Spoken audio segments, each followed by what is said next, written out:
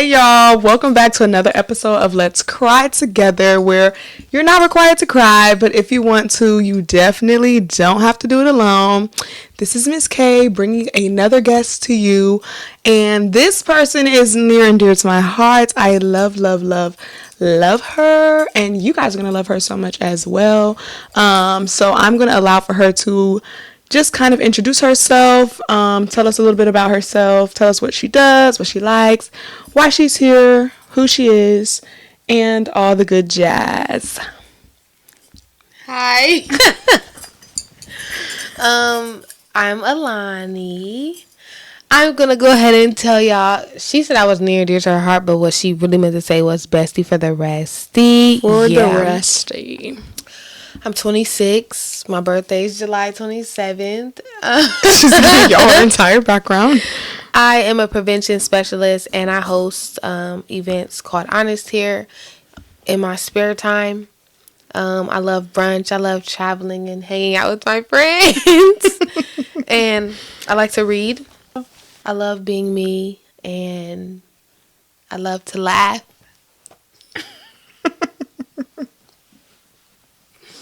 No, I'm done. Okay. That was all.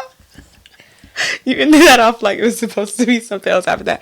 But if y'all don't remember from the first episode, me and her do the same job. We just do it in a different way. So we're both prevention specialists.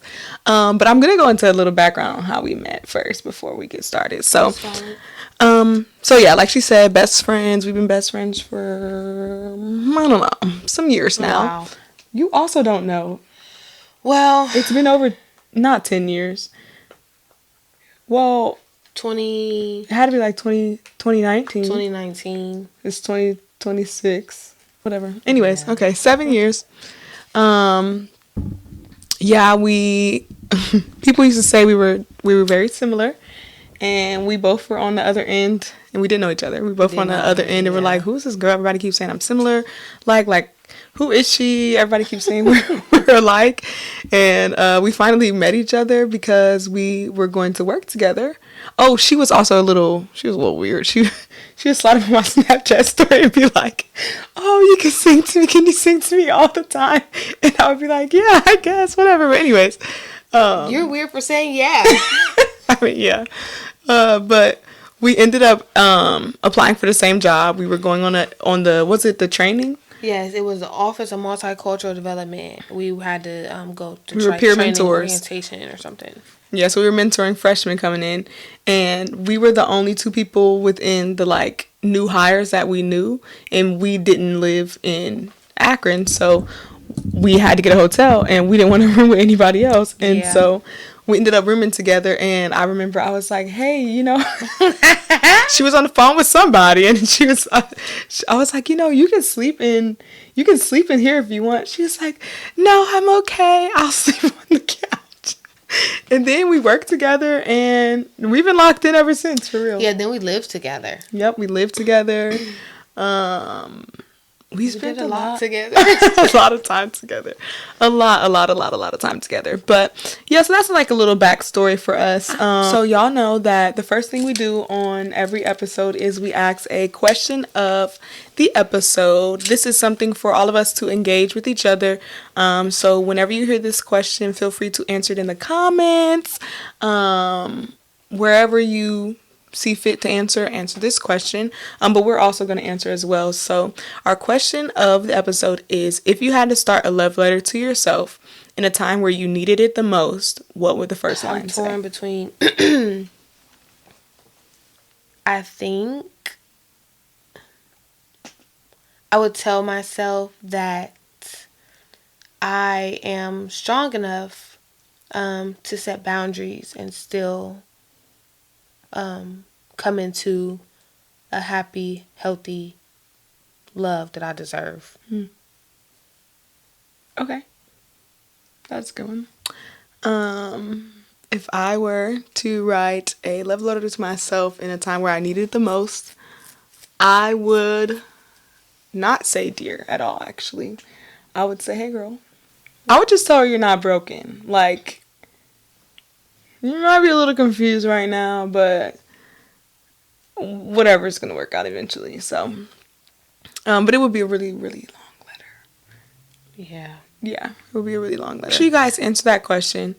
What would you say to yourself if, in a time where you really needed it the most, what would be your first line to yourself? But we are going to be talking about how to woman. I think that is something that is a interesting topic for two 26-year-olds. I was about to say 27. I don't even know how old I am. But for two 26-year-olds who are in our very young woman phase. Yes. There's some days where I feel like I'm still like not a woman. Yeah, I don't, because I always say young adult. I Yeah. don't even say young woman yet. But at what point do you turn into an adult for real? I think it's subjective, you know. Everyone has their different opinions on when you become an adult. Okay. Some people base it on paying bills. Some people base it on... So you feel like all these adult things. can be more or less mentality, not Absolutely.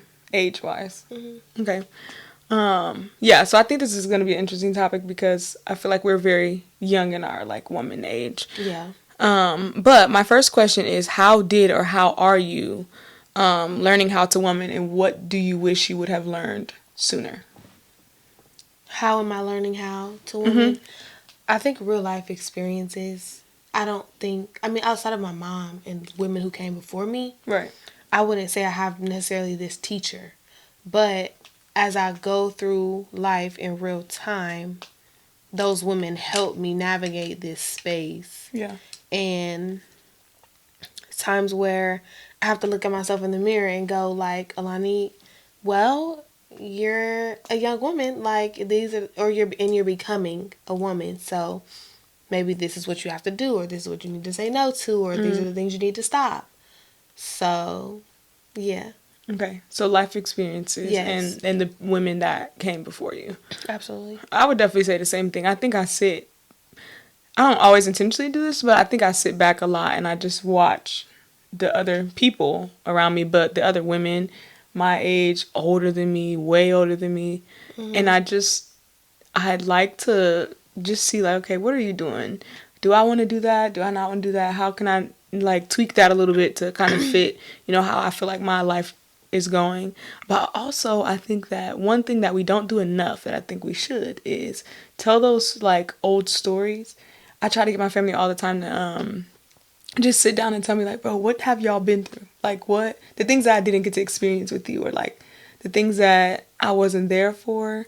What was that? How did that look? Because I feel like back in the day, well actually, yeah, back in the day a lot of things were like word of mouth. Yeah. And it's like, if y'all don't tell us these things, like we can miss so much. You'll never know. Yeah, like you miss so much, you'll never know. So I think I really value that type of stuff. But I also agree, like life experiences and stuff like that too, definitely help me. What's something you wish you would have learned sooner? So far. About being a young lady? About learning how to woman. That you had to learn how. Oh, you wish you had learned that you had to learn how? Yes. Because there were moments in time, or there was a specific period of time for me that I was mad at myself for not knowing how to navigate situations. And in prayer, I was reminded by the Holy Spirit, like, you are learning how to do this. Yeah. You haven't been here before. And if I would have, like, you don't just walk into womanhood. You have to learn. You have to go through things. And I thought I was just supposed to know. So I wish sooner that I look at like my life as a process and growing up as a process and becoming an adult, but never like specifically becoming a woman. Yeah. So I wish I would have known sooner that I had to learn that too. So you feel like it was duality. You had to learn how to be an adult and be a woman at the same time. I didn't think about that because they go together. Yes. But they're very separate. Absolutely. Like very separate. People be saying I'm adulting, but like I'm womaning. Jesus. Like, no, like literally it's a whirlwind when you think about it. Yeah. Yeah. Okay. And as a woman, you have to tend to your adult responsibilities. Yeah. That's crazy work, actually. Like, it's, you gotta sit back and, like, digest it for a second. Like, oh, snap. I'm No, out for here doing sure. 2 things at one time. And I Yeah. think that's not an easy thing to do. What do I wish I would have learned sooner? That there's often going to be a lot of ups and downs. Like, I think as a kid, you kind of just have no worries, so you're kind of just breezing through. And even in that, like, beginning woman, or like the entry into womanhood, I feel like it's still so engulfed by, like, that childlike stage that it still feels like a breeze. Like, it still feels very go with the flow. What age are you considering this? Like, college days, Okay. I feel like I was learning how to woman, but I was doing it in a childlike way. Got you. But now, because the adult aspect is 'cause also you're not being a child. no, the adult aspect is also being added into that. I feel like there's so many, like, just you know how people say, like, things are like a roller coaster. Ebbs and flows. Yes, ebbs and flows to it, and you genuinely have to, like, figure out how to, like, twist and turn with all of that stuff. And so I just wish I would have known, like, every day is different. Ugh. Literally every single day is different. Yeah. And you have to be prepared for that. Because I'm not sure that I was prepared. I was used to that whole, like, just things are cool. Like, you know. So once I started experiencing things that weren't cool, I was like, oh, okay, that's serious. This is for real. So because as you transition into a woman, there's always going to be that, like, little girl within you. How does your woman take care of your girl? Being disciplined and tending to me specifically. I think tending to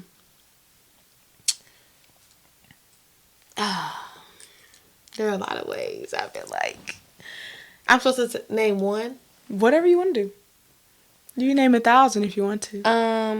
I think one would be taking care of, like, financial responsibilities, just because growing up, my mom, we wasn't, like, poor or nothing, but at the same time, I never had a good relationship with finances. So as I grow up and become a woman, I know that that's something that I want to have in order. And she would be happy about that. Okay. She would be happy that I would be free and not kind of, like, stressed or anxious about the things that I can experience due to or lack thereof in my finances. And how boundaries, definitely, not walls, but specifically, so many people had access to me as a young girl. Somebody just asked me, it was literally yesterday, he said, or asked someone about me, like, has she always been like that? And I'm like, and he actually did kind of ask me too, like, when did you become this people person? I'm like, I always have been. And I think I was telling you, like, I was trying to rid the term people person for myself, because I was always available, and that did bring me some pain. So I think as a woman, as a young adult, learning my boundaries, setting them and making them very clear. Standing on them. Yeah. The younger version of me, she's happy, but she's relieved. And I think she's breathing now. Yeah. Too, along with me. Like, oh my gosh. Yeah. Finally. That's what she's doing. Oh, she's laid out. Yeah. She's tired. She's tired. For sure. Yeah. Yeah. Okay. That was a good answer.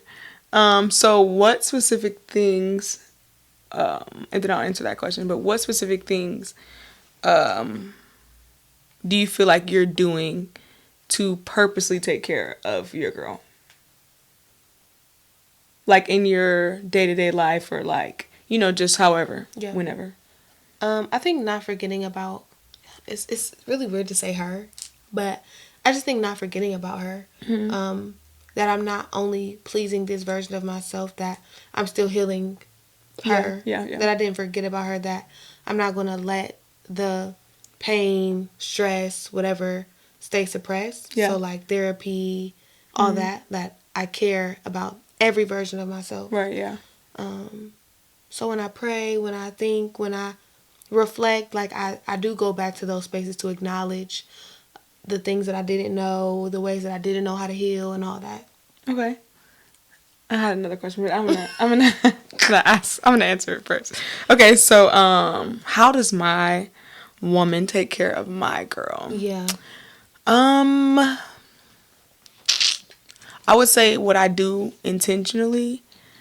I have been trying my best to do things that I genuinely like. I tell people all the time, I feel like I missed out on a lot of things just because I didn't want to do things alone. Yeah. But now I'm trying my best to just do whatever I want to do. Like, so many people be like, you be on the move, or like, you're always doing something. I just be like, yeah.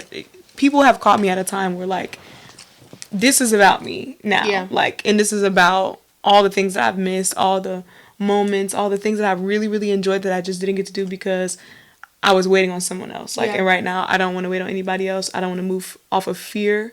So I'm trying to teach that little girl within me, like, we're not going to let anything stop us right now.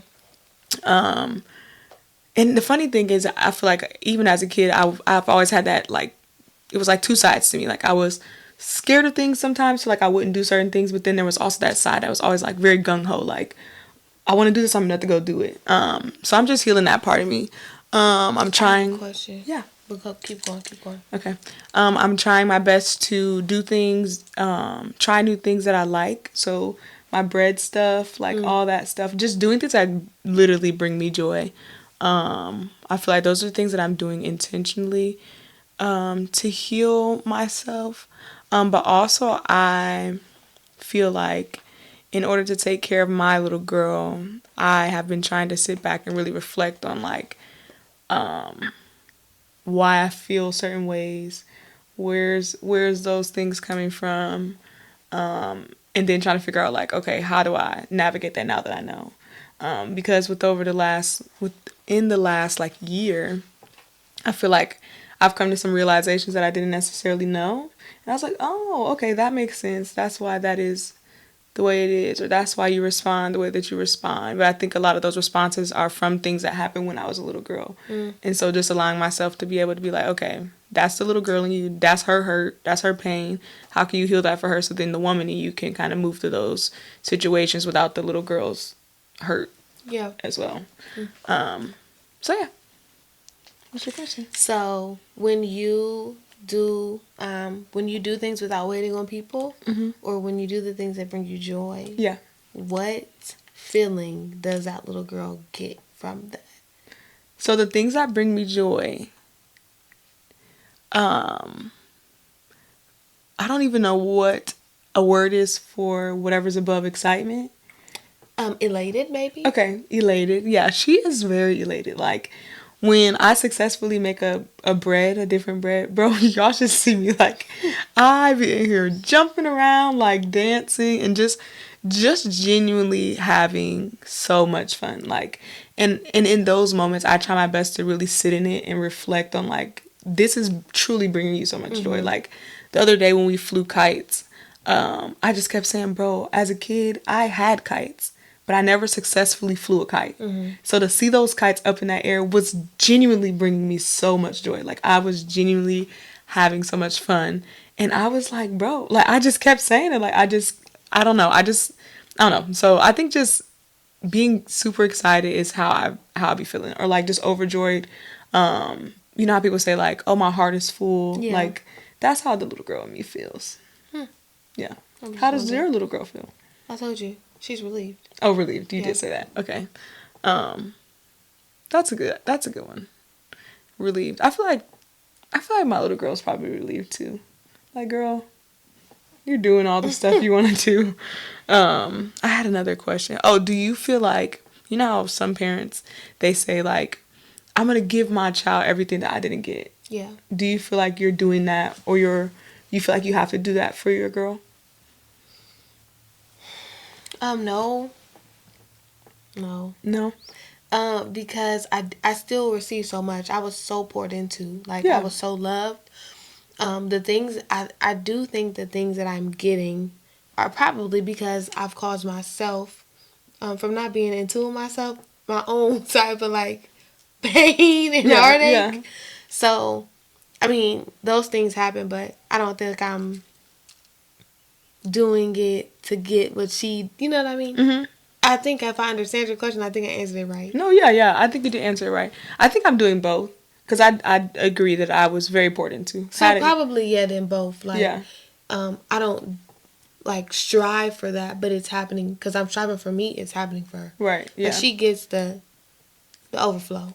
Yeah. Okay. She gets the overflow. I think I'm doing both intentionally. Mm. I think my little girl doesn't need some things, but there are some things that she does need that I'm intentionally like, okay, Going to get. you didn't get that, so I'm gonna give it to you. But like you said, I was very poured into. I had a great family, Yeah. you know, very loved, all that stuff. But there were still some areas that my little girl needed some stuff. So Yeah, like, here we you go. all do, no matter what. Yeah, here you go, sister. Okay. Are there things you need to forgive yourself for in order to evolve into the woman you are called to be? Yeah, there are things I need to forgive myself for, but I needed to forgive myself for being so hard on myself for not knowing or understanding my response for things that I went through. I was so mad at myself for things that I'm supposed to do, but I didn't know how to do them and protect myself at the same time. Right. So, for example, forgiving people. I went through a situation and you literally said, you did that so fast. Yeah, I did. Right. I knew that I needed to forgive, but I didn't know how to guard my heart and heal myself in the process. So, years down the line, I'm sitting here and I'm like praying like, God, like, I'm just doing this all wrong. Like, I have to forgive myself. And literally, I was at this retreat and I was journaling and then it just all made sense. And it was like, you haven't arrived here ever. Yeah. So how could you expect yourself to understand how to navigate that? But you have pure intentions outwardly and inwardly. But it's just like understanding the concept or the idea of something, but not knowing the details. Right. And I did not know the details. So that is my answer. Okay. And so how do you feel like, because obviously you had to self-reflect in order to get to that answer. So how do you feel like self-reflecting had to come into play when you were coming to all of these different realizations, or once you realized, oh, I need to forgive myself for this, or whatever the case may be? And also, what does self-reflection look like for you? Ask me that again. It was long. How does self-reflection come into play when you're Okay. coming to these realizations? Okay. And what does self-reflection look like to you? Okay. Prayer, intimate time with the Lord, quiet time, quiet the noise. I mean, it looks like honesty. It looks like nakedness. It looks like just truth. It looks like tears. Yeah. And Shout out to the tears. Y'all know I love a good cry. it came into play because I was so hard on. I'm always like pointing the finger back here, but I feel like at that time I was searching. Yeah. I'm like, where did I was searching for it. I was trying to find the fault. I'm like, bro, I'm mad. I don't understand why I did this, why I moved like this. Like, why am I like this? I was genuinely not questioning God, but asking the question, why am I like this? Why did I do this? What is it like? Yeah. And so because I was in that, like, I don't even want to say reflection mode, because at the time it wasn't necessarily reflection. I was just searching for answers. Yeah. Like, because I came to the end of myself in that area. I was just so tired. I'm like, bro, I'm trying to grow. I'm trying to be this woman. I'm trying to transition. And I feel like I'm already doing it wrong. So I feel like I need answers now. Yeah. Before I keep going. I was irritated. Yeah. Like, I was mad. And I just had to be put in check. Like, Grace, please, child. Grace. Please, Grace. Yeah. Because you're doing a lot. And it's like overly. It's unnecessary. Yeah. It's extremely dramatic, which I am. But you know what I'm saying? Yeah. So Definitely have to give yourself grace. I think we don't do that enough. I was not. You said you had to point your finger back here. So in those moments or situations that you had to navigate, where there truly was space to give some of the credit back to other people and what, like, for their share and what they caused for you. How did you how did you also take your part in it? Like, when you know it was somebody else, how did you also point the finger back at yourself? Because I feel like in every situation, you can take part in something. Absolutely. Takes two to tango. I just I prepare my I prepare myself for it because I feel like when you're doing something wrong or when you're hurting somebody or something, there's some kind of conviction. Yeah. And so as I navigated certain relationships that I felt like exposed parts of me, there were of course times where you felt it, but I probably just ignored it. Mm-hmm. So by the time it came back up fully and it was made plain, I'm like, right, I was getting little pieces and hints of that. Yeah. So now I can go forth and say like, hey, not even really worried about what you caused here, but how I played a part in this, because I was ready. Mm-hmm. Like I was ready to I was ready to move forward. Like I was so ready to move forward. I couldn't even stand the thought of not just being accountable. Yeah. So when you don't get those apologies, how do you navigate that? Because I know, like, for me, there's situations where I know I'm never going to get an apology for them. And that has been something that has been very difficult when it comes to forgiveness, because I feel like, you know, it's just easier when somebody says sorry. It's easier to forgive them. But when you know they're not going to, or when they've had space, you've given the space for the apology and they don't give the apology, it's like, okay, I have to forgive you without receiving acknowledgement for what happened. So how do you, like... I think that's really hard. Yeah, it's very hard. I think it's hard, but what recently, what the Lord has showed me is like, if you pray for somebody, you can't really pray for them for real, if you haven't accepted the fact that you might not ever receive it. Yeah. So like, I think just getting rid of the expectation of somebody to serve you, but more so encouraging them to serve God in that way. Like, you don't ever... Who am I that you need to apologize to me anyway? I did that because of where I am. I'm not God, so you don't got to come to me. You don't have to apologize. But as long as you repent on your face in your prayer closet, that's what I'm praying for. Because you don't got to tell me nothing. That's a hard one to swallow. Because it's like, who am I, though? No, that's very like, true. We're so small. Literally. Because we owe somebody. If you think about it long enough, if you layer your things out, there's somebody that you owe an apology to that possibly could have been waiting for years by now. Yeah. And what if they were sitting around like, I wish Kyla would give me that apology. You know what I'm saying? Yeah. Just repent. Repent and say that Jesus is Lord. Bro. Please no, for real. Get out of here. You are hilarious. That's a good one, though, for sure. Because it's that, yeah. Yeah, that's real. That's what I'm going to have to sit with for a little bit. It'll humble you. It'll definitely humble you, because I feel like that's always been something that I've been trying to figure out. Like, okay, I just have to figure out how to just forgive without getting that. Because you wouldn't want it if it was empty anyway. Right. I wouldn't. And especially when you know. Sometimes people give empty promises or for, apologies and you don't really know it. But when you know, it's like, I really, really don't want that. Yeah. So do you feel like you're learning on the fly? No. Not in every area. But now that I'm in therapy, I feel like I am paying more attention to certain things. Mm-hmm. And also, I keep talking to myself saying that I'm trying to be intentional in areas that even sometimes I don't want to be, because they'll cause me to face fears that I'm just really cool on. So some areas, on the fly for sure, but some areas I am like being very intentional and seeking wise counsel. So it's all mixed up in there. Okay, so so my second question was, where are you getting your answers from? But you would say therapy, prayer, wise counsel, obviously the Bible. Yeah. That's where all your answers are anyway. Yeah. Okay.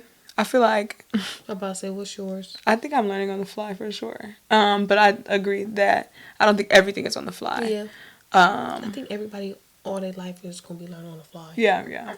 But I do think there are lots of resources that you can use and lots of people and things that God puts into your life where you don't have to learn things on the fly. I also think that you have to stop and pay attention, because you can be learning on the fly because of yourself, when really like God's putting all of these things into place. Just as long as you're, focused, then it's like, okay, you can learn this if you're really locked in. But when you're not, I feel like you miss some lessons that you don't have to learn the hard way. Yeah. Do you think that right now there's anybody in your life who we're all learning on the fly, right? But do you think there's anybody who, when they say, but in some areas I'm not learning on the fly because I have Kyla, like, are you like guiding or leading anybody right now? I think so. Yeah. I think maybe intentionally and also unintentionally, every choice that I make does affect someone else, whether I know it or don't. Yes. And so I do think that people are looking at me to, like, they're learning from me. Like, I'm somebody's answer. Yeah. You're somebody's answer, even if you don't know. But I also always think about, like, the kids, like my sister and, like, my nephew and, like, all that stuff. I know that every choice that I make, they're watching, like, they're looking. The kids that I work with, they're watching, they're looking. Every conversation that I have with them, I always say, you never know what people will remember. And so I feel like as a kid, there's so many things I remember, and I'm 26. So I feel like, all of that stuff comes into play when you talk about, like, are you somebody else's answer? Yeah. Like, they might genuinely remember something that I say to them, and they're 7. They're going to remember when they're 27. So it's like, yeah. Do you feel like you're somebody's answer? Yeah, I think this is the first time in my life where it's very clear to me that I am. Why is it so clear? Because they're around me all the time. Okay. So, like, I've always known that, like, somebody's always watching. But, like, it's acknowledged more. It's made more clear, not just on my end from proximity and them being around me, but basically on Friday and on Monday morning, 2 people needed something and they reached out to me. And if I hadn't been on my post or my word, I wouldn't have been beneficial to them. Yeah. But these 2 girls have just come into my life, and it's made very clear, like, the things. Literally, one of them was talking to her mom the other day. Her mom said to her, "What will Lonnie do?" Like, dang. Yeah. Oh my. Yeah. That's weight, though. You know what I'm saying?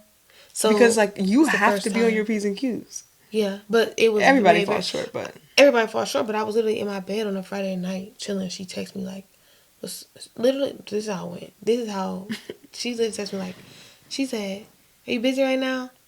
I said, "No, what?" I said, "What's up?" She like, "I need prayer." Oh, let me get up. Let me go. Let me get up. And then on Monday morning, I'm getting ready for work, and one of them sent me a voice memo crying. She was like, "I think it would be helpful if you just pray for me." And I've been working on proactive prayer, so I'm like, well, let me call her and pray. So it's very clear to me that I am someone's. The word answer is fine. I don't want to say answer. I mean, just like guidance. Yeah, their source. Yeah, for an answer. For an answer. Yeah. Helping them get to an answer. And then, of course, the kids that I work with, we're working with them for years now. That's very clear to me. But they don't seek me on everything. And they're also however many years younger than me. So the girls who are going through things that I went through a little bit more fresh, navigating the transition from young adult to woman, it's right there in my face. Yeah. So I very much know. Yeah. And you know what? I feel like I've also realized, unintentionally, like, I feel like I have, like, come across people that I've, like, interacted with in the past or something, and their response to you is like, oh, you did something for them in whatever capacity that you were with them before. Like, some of my old students, like, when I see them, or, like, there's one little boy, love him down. He was struggling so bad in class. And I ended up having him held back in kindergarten. You held him back? I did. I suggested it, I should say. Which I think he genuinely needed. But I remember one time we were in class and he was sitting there and he just couldn't get it. Like he just couldn't get something. And you know how in church they'd be like, stretch your hand out to the person? Yes. So, You did that? listen, so he was like, he was crying. And I'm like, I almost said his name. Don't. I was like, say you're the smartest boy in the world. And he would not say it. Oh, that is sad. It was almost as if he couldn't say it. That and is so, really sad. bro, it broke my heart. So I looked at the class, stopped the whole class. I said, y'all reach your hand out to him and tell him you're the smartest boy in the world. And He's never going to forget that. they said it to him. I would have bawling my eyes out. He was bawling. Bro, he was bawling. No. Bro, and I just kept making them say it over and over and over. My Girl, gosh. I'm bawling, he bawling. We all in there crying.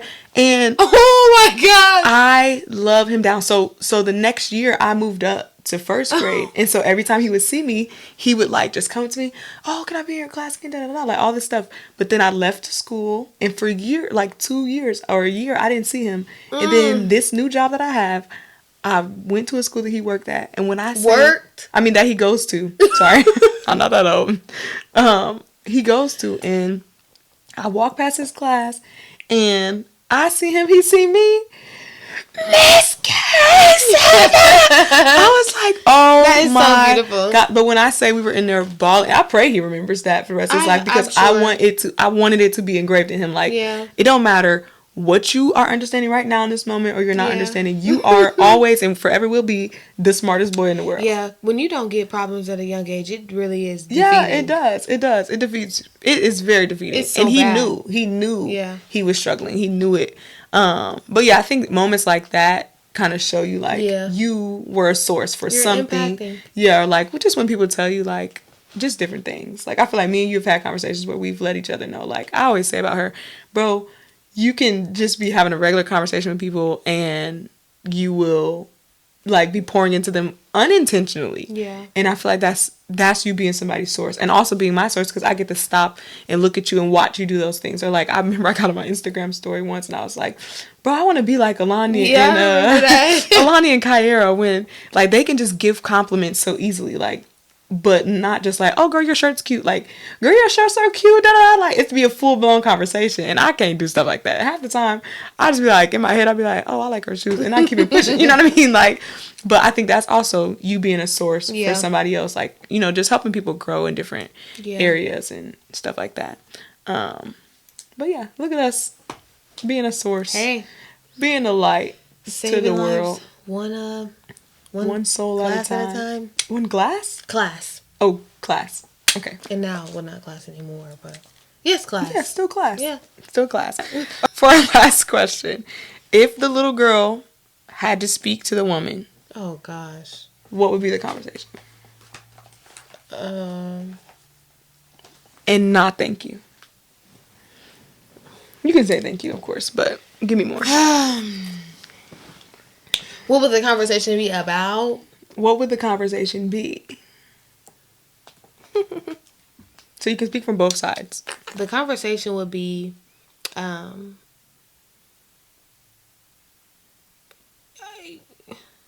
thank you for letting people because we have done a lot. Mm-hmm.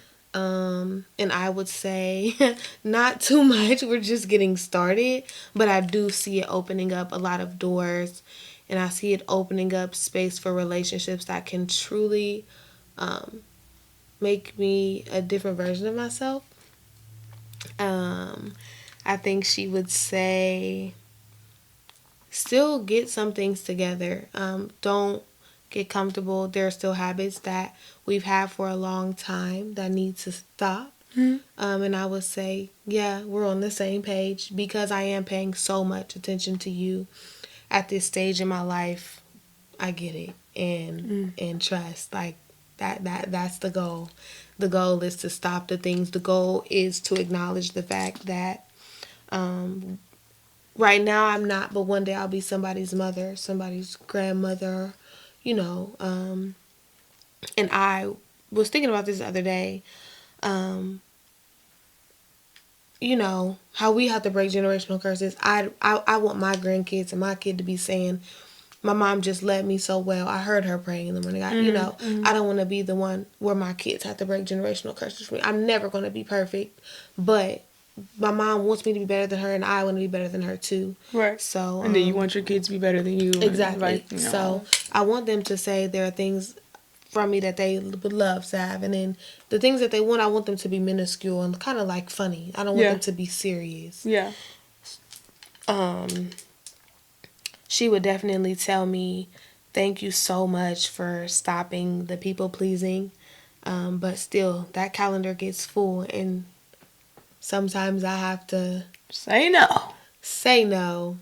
Not this time. Sometimes I feel like you don't always have to say no exactly. Exactly, but so I would tell her we're coming out with a journal for that. Okay. And honestly, I think she would tell me that she's still waiting on dreams to come true that she doesn't want to let go of. Okay.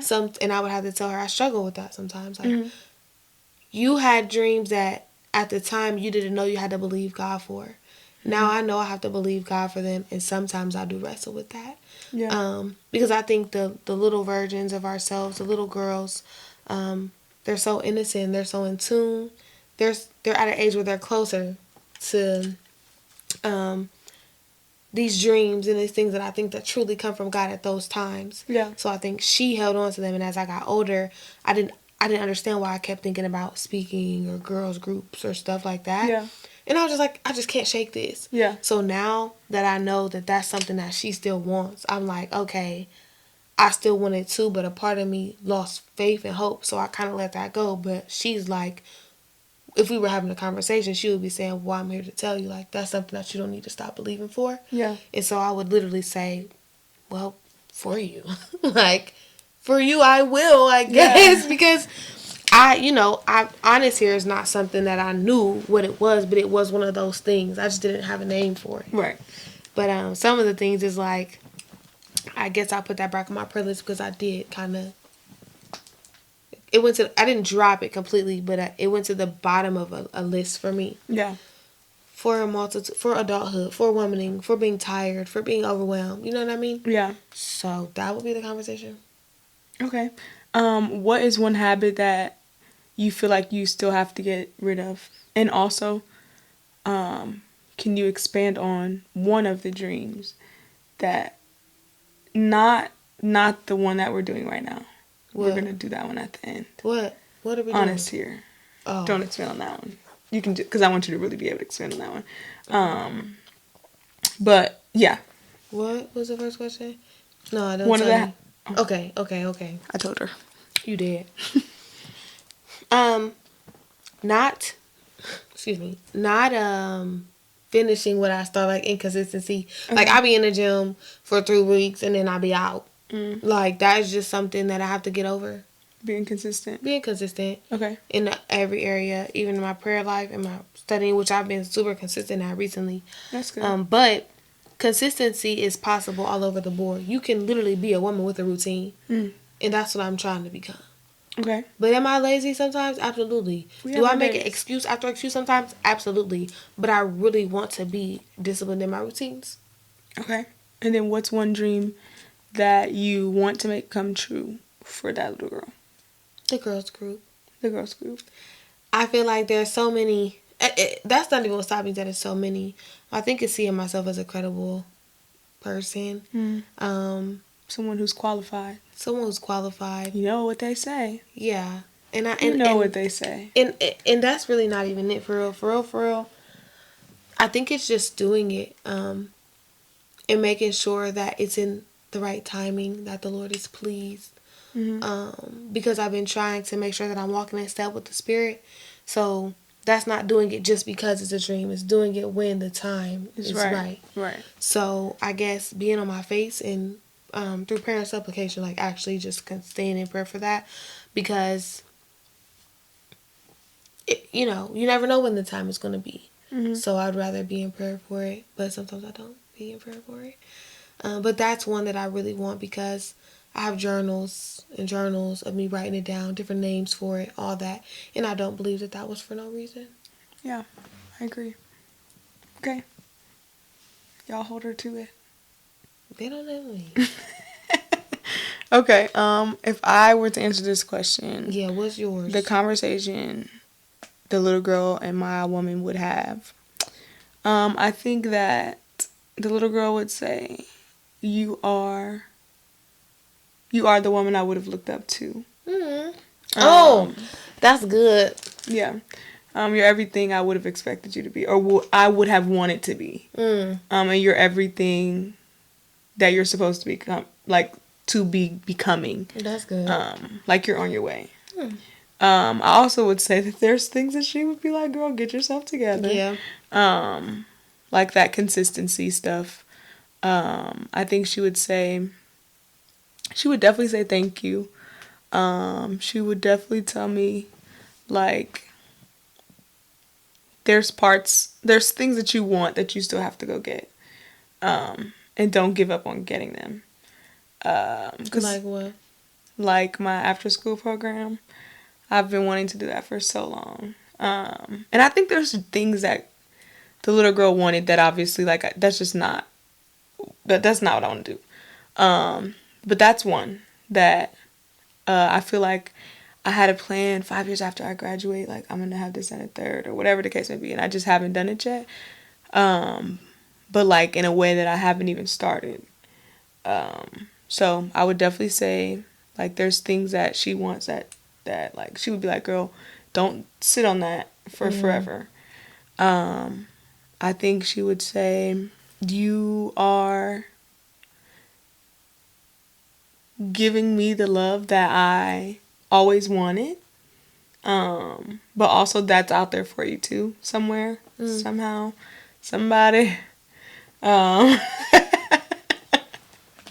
I think she's always had this idea of like just being loved. And I'm very loved. So please nobody get that misunderstood. I'm very, very loved by lots of people. But I feel like there's always more love out in the world, you know? There's more people to love, more love to receive. So she's just saying, like, just be open to that all the time. Don't be closed off from that. Because it's easy to close. It's very easy to retreat. It's very easy to retreat, especially when it's an uncomfortable space. Yeah. So I think she would tell me, like, don't let your uncomfortability stop you from receiving the love that God has given you, even if it doesn't end the way that you want it to. Yeah. Yeah. Because I think the fear of the end is something that the little girl's always been scared of. That's a whole nother podcast right there. Yeah, and I think that that has transitioned over into womanhood. Because I've always said to you, like, I used to be a 3-day type of friend. So if we don't talk for 3 days, what's the tea? Like, what's good? But I used to always say, like, I know that 3 days can turn into 3 weeks. 3 weeks can turn into 3 months. So I've always been the type of person who can love in the moment, but I always am fearful of the end or like whatever's coming next. So I think she would just tell me, like, girl, don't be afraid of whatever happens. Whatever happens is going to happen. Just be in the moment to love right now. Yeah, I think that's what she would say. That's good. That's good. Yes, ma'am. Do you have any questions, anything you want to leave the people with? Well, you don't have to leave the people with anything. Do you have any questions that you want to ask right now? No? Okay. Nah. Anything that you want to leave the folks with? I do. You do have a question? I do have a question. Okay. What, you know how you said, like, you know, somebody, you hope they remember something you say, or like, you hope as you're leading somebody, guiding somebody, you hope they remember something. Mm-hmm. What's one thing that you learned, heard, or seen in your childhood that has been beneficial for you to remember as you learn how to woman? As I've learned how to, that somebody has said to me? Mm-hmm. Seen, heard, it don't have to be words. Seen, heard. Something that I've seen. Okay, I'll say 2 things. One of them is, I'll say 3. The resiliency that I have seen from the women in my family is immaculate. Um, I have seen these women go through some stuff, but nothing ever, like, it'll shake them, but they don't ever, they get knocked down and stuff, but like, I don't see them knocked down for too long. Like, they genuinely are some of the strongest women I've ever experienced. Even when they don't do it necessarily in the right way, or like the way that seems to be the most sound, it's like they always do it. And I think that is definitely something that I sit back and I look at and I'm like, wow, like, we have strength. Also, I would say something that I feel like I've always used, or there's something that I think is good to take into womanhood, is part of the reason why I made this podcast, but the whole togetherness thing. I think a lot of people view my family and they're like, wow, they're together all the time. But to me, there's so much like strength in that, or like love in that. And so I think that has taught me like about community, about like being able to lean on other people, or even if you don't want to tell them stuff, like being able to be around them, laugh, joke, all that stuff. And then the other one would be the way that the women in my life also pray. I remember when I was a kid, we would like go down Hopi's house. I don't even know. My mom must have had a key or something, but she would be in her room, pitch black, on her knees, praying. And sometimes we would go in and we would bow at the side of the bed with her, or sometimes we would just inch back out the room and like let her have her moment. But you would hear her sometimes. She would come out, eyes puffy, watery, all that stuff. And so I always knew, even if I wasn't a part of those things, I always knew like that's something I'm supposed to be doing. The way Nana's prayed, I remember one time we were at a hospital for my cousin. He had been shot, and there was a girl, one of his friends were there. And she didn't know us from a can of paint. Nana stood around the bed, she prayed, and that girl looked at her and said, wow, I've never heard anybody pray like that before. Like, that was amazing. And then just my mom, like, Saturday mornings, that music was on, honey. We was cleaning and praising the Lord. Like, like, just all that stuff. So, I think that type of stuff I always knew, like, when I think they just brought that relationship. They planted the seed. So those were things that I always took with me. What's your answer to that question? What was your question? No, I don't know what it was.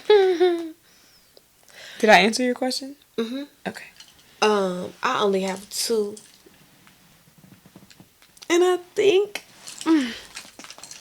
think they are kind of like self-explanatory. Wait, I have one more.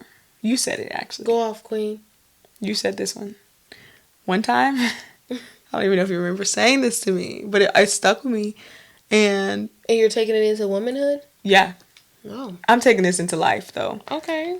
But one time, you told me, and you said, I was friends with someone, and you were like, I literally see you shrink sometimes. Oh, yeah. And I was like, I'm never going to do that again. Like, I remember that. Yeah. That was like that was a long thing that was happening. It was. And after you told me that, because it's one thing to feel small, it's another thing for somebody to see you become small. Yeah. And I was like, ooh, the fact that she said that, like, it's crazy. And I was like, yeah, I can't do that to myself anymore. So, and I think that can go for adulthood and womanhood. Yeah. So yeah, I think that would definitely be one that I'm gonna always like remember. Yeah. That's good. Yeah. Shout out to you.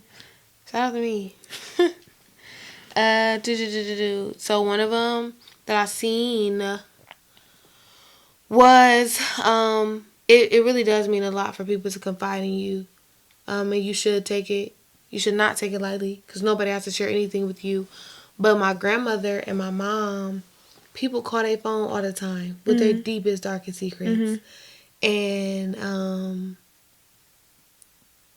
me and my mom be like, oh, who called you? My mom. And she'll be like, so and so. I'm like, oh, what they saying? She's like, nothing. Mm. And then I've seen people do it to my mom. People have come over my house to cry, and my mom isn't on the phone the next day saying, oh, so and so was over Yeah, here. yeah. And so my mom showed me what loyalty looked like when it comes to like sisterhood and like, Yeah. you know, women all go through things, but you shouldn't judge people. You should be there for them. And when people call you and confide in you, like to be a true confidant. And as a woman, I think people always say women are catty, women are this. Yeah. Like, I think I'm privileged and honored to come from women who know how to really be there for you. Yeah. Without anything else, and not to go run and tell that. Yeah. And I would love to be that type of woman where people can trust you, because trust is not like, it's not something that's easy for people to give out. Yeah. So that's one thing that I seen. I mean, I seen it physically with my eyes when people came over, and I heard it. And then another thing that I'm so glad that my mom told me, because it has. This is one thing that's been a constant for me, and it will take into womanhood and adulthood. It's just that beauty truly starts within. Like, you cannot be beautiful if you ugly on the inside. Yeah. And so a lot of times when people compliment me or they say things, it's starting to click. Like, a lot of those things are fleeting. Like, it doesn't really matter. But the fact that, remember, I was talking to you about the Mean Girl Manual thing, and I'm like, I can genuinely say that I don't ever intentionally have ill intentions. Yeah. Like, my heart, I try to be as pure as possible. And my mom just always told me, like, who cares? Yeah. Like, what you got on or what you look like. Like, you need to be a good person inside. Right. And everything else will exude from the outside. And what I've realized is sometimes that the reasons why I haven't been in certain situations is because I'm not seeking validation from my looks or from men or whatever. But it's truly because, like, everything is on the inside. And I think that's what I look for in people. Yeah. And that's what people see in me. And as a woman, like, I just think it's beautiful to know I'm not looking at anybody, friend, romantically, nothing, straight up off of what you got on the outside. Nah, like, I want to know who you are as a person. And that's just always been something that's always come up for me. And I want to be able to teach my children the same thing, or any kid attached to me, or anybody attached to me. So yeah, those are just like the first two that come to my brain. That's a really good one though, because I think people don't realize, like, you could have the nicest thing on, but like, if you are a butthead, you're a butthead. It don't matter. You're just a nicely dressed butthead. A nicely dressed one, and that's not, and then you don't even look cool anymore. No, you don't. You don't. Yeah. Yeah, because I think. Got another one? Yeah. Go ahead. The last one, the mom always. I can't stand it now, but I kid you not, it's only learned behavior. Can't stand a liar. Oh, yeah. And if you lie, you'll steal. And if you steal, you'll cheat. And if you cheat, you'll lie. And it goes around and around and around. Yeah, because they all go hand in hand. Yeah, if you're going to steal, you got to lie. Yeah. And if you lie, you'll probably steal. Yeah. Because you got to lie to steal. Yeah. And if you're comfortable doing them, why wouldn't you do it again? Yeah. Yeah, because when you lie to somebody, you steal something from them. Yeah. And I think as women, we can be real, nurturing, open, vulnerable, whatever. Yeah. That's adulthood too, but that's one thing I'll never... My mom, she used to just always say, I can't stand a liar, I can't stand a liar. And then I found myself saying, I can't stand a liar, I can't stand a liar. Yeah, because why are you lying? I feel like... What you lying for? We're too big. We're too old to be out here just lying for no reason. Everybody think they keep it so real, but it's like, okay, but you're lying. And if you was really real, then you wouldn't have to lie. Like, you're not real at all because you're lying. Why is you lying? And I think people also need to know that when you lie, that is a lie. But when you also just don't say it, it's still a lie. Omitting information? Yes. It is a lie. It's still a lie. Because you're not telling me. Therefore, and we it's a talking lie. about it. Now, if we just weren't talking about it or I didn't question it, then that's valid. I ain't asking you in to some just blurt cases, it out. that's valid. But if we talking about it, if the context is screaming, say what needs to be said, and you don't, because I know you feel it in your heart and in your mind. Yeah. But also, there's some situations where we're not talking about it, but you know you need to say it. So say it, because now you're lying. Facts. Okay. But yeah, so is there anything you would like to leave? Well, what would you like to leave the people with? What would you like to say to the folks? I would like to say thank y'all for listening to our podcast. What? I'm serious. I sang related to this. No, I'm going to tell them, but I would just start with that. Thanks for listening to our podcast. Thank you for supporting her. And secondly, don't leave the unhealed version of yourself hanging, because there will come a time that those things need to come up, and rather reach down and be able to grab your unhealed version's hands and have to overly extend yourself and, dig and dig and dig to get to those spaces. So just love yourself and be where your feet are, but also tend to the parts of yourself that may not be healed yet.